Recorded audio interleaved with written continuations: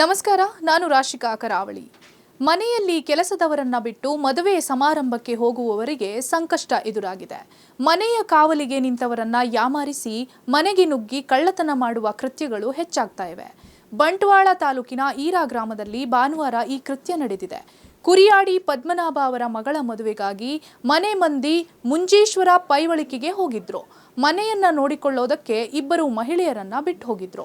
ಮಧ್ಯಾಹ್ನ 1ರ ಸುಮಾರಿಗೆ ಬೈಕಿನಲ್ಲಿ ಬಂದಾತ ಪದ್ಮನಾಭ ಅವರು ಮನೆಯಲ್ಲಿ ವಿದ್ಯುತ್ ಸರಿಯಿಲ್ಲ ಎಂದು ಕಾಲ್ ಮಾಡಿ ಬರೋದಕ್ಕೆ ಹೇಳಿದ್ದಾರೆ ಎಂದು ಹೇಳಿ ಮನೆಯ ಒಳಗೆ ನುಗ್ಗಿದ್ದಾನೆ.